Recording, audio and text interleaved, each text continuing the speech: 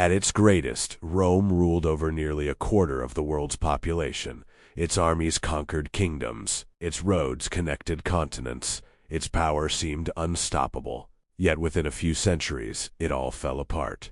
What brought the greatest empire in history to its knees? This is the rise and fall of the Roman Empire. The story of Rome begins with one of history's most famous legends. According to tradition, the city was founded in 753 BC by the twin brothers Romulus and Remus. Abandoned as infants beside the Tiber River, they were rescued and raised by a she-wolf. As they grew older, the brothers decided to build a new city. But a bitter rivalry ended with Romulus killing Remus. Romulus became the first king, and the city took his name.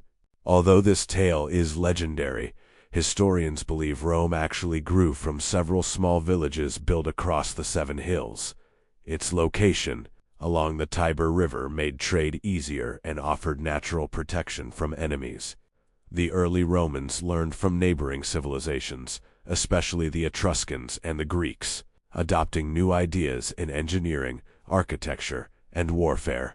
Over time, these small settlements united into a single city, laying the foundation for what would become one of the greatest empires in human history. Around 509 BC, the Romans overthrew their last king and founded the Roman Republic. Instead of one ruler, power was shared between elected officials and the Senate. The Republic introduced a new political system where laws, debate, and public service became the foundation of Roman society. As Rome grew stronger, its disciplined legions defeated neighboring tribes and expanded across the Italian peninsula. Military victories brought wealth, new territories, and thousands of slaves, transforming Rome into a powerful regional state. Roman merchants traveled across the Mediterranean, while trade filled the city's markets with grain, wine, silk, spices, and precious metals. The Republic also invested heavily in roads, bridges, and public buildings, connecting its rapidly growing territories. As prosperity increased, wealthy noble families gained enormous influence, while many ordinary citizens struggled with poverty and debt. Political rivalry became more intense as ambitious generals competed for power.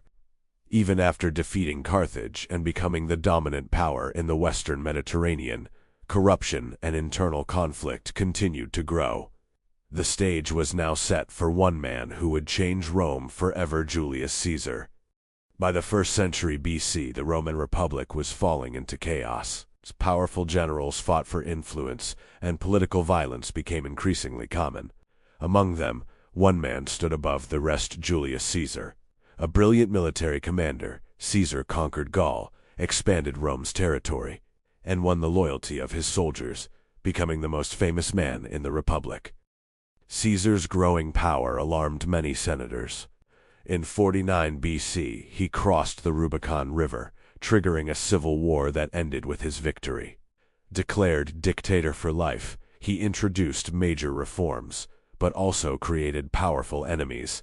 On the Ides of March in 44 BC, Caesar was assassinated inside the Senate by a group of conspirators.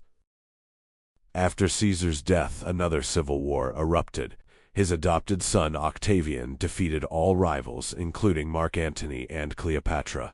In 27 BC, Octavian became Augustus, the first Roman emperor. His reign marked the beginning of the Roman Empire and ushered in an era of peace, prosperity, and unprecedented expansion known as the Pax Romana. Under Augustus, Rome entered a period known as the Pax Romana, or Roman peace, for nearly 2 centuries. The empire experienced remarkable stability, economic growth, and cultural prosperity. Safe roads and secure sea routes encouraged trade, while cities flourished across 3 continents. Roman engineers built vast networks of roads, aqueducts, bridges, and ports that connected the empire like never before. These achievements allowed armies, merchants, and ideas to travel quickly across thousands of miles. Magnificent monuments such as the Colosseum, the Pantheon, and countless temples showcased Rome's wealth and engineering brilliance.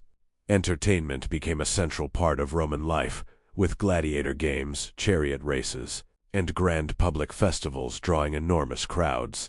At its height, the Roman Empire stretched from Britain to Egypt and from Spain to Mesopotamia, ruling over more than 70 million people. But beneath this golden age, growing inequality, political ambition, and rising military costs were already planting the seeds of future decline. By the 3rd century AD, the Roman Empire was no longer unstoppable. A series of weak emperors, political assassinations, and civil wars threw the empire into chaos. Power changed hands rapidly, leaving the government unstable and divided. At the same time, Rome faced a deep economic crisis. Heavy taxes, rising inflation, and the enormous cost of maintaining the army placed increasing pressure on ordinary citizens. Trade declined, and many cities that had once flourished began to struggle. Beyond its borders, powerful enemies were gathering. Germanic tribes, Goths, and other groups launched frequent raids, forcing Roman legions to defend thousands of miles of frontier. The empire was fighting on too many fronts at once.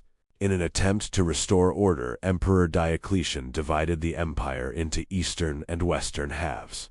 Although the reforms brought temporary stability, they could not stop the growing decline. Rome's greatest challenge was no longer conquering new lands, it was surviving.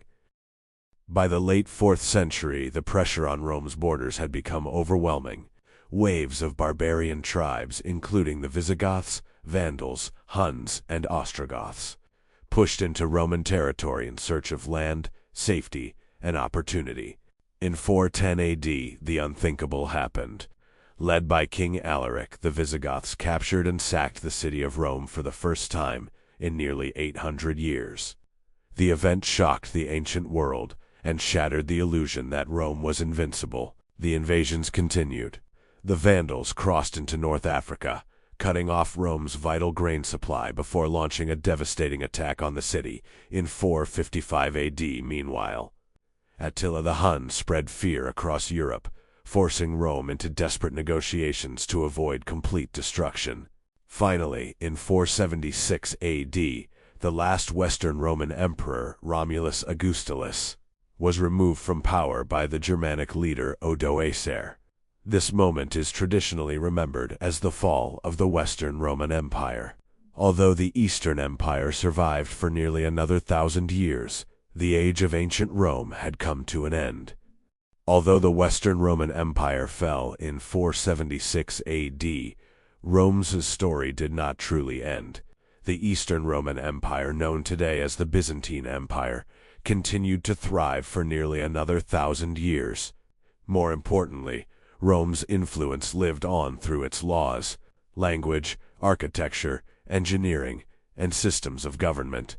Many modern roads follow ancient Roman routes, and countless buildings around the world still reflect Roman architectural design. The ideas of citizenship, republican government, and written law shaped the foundations of many modern nations. Even today, the Roman Empire remains one of the greatest civilizations in human history. Its rise demonstrated the power of ambition, discipline, and innovation, while its fall reminds us that no empire, no matter how powerful, can last forever. More than 15 centuries after its collapse, the legacy of Rome continues to shape the world we live in today.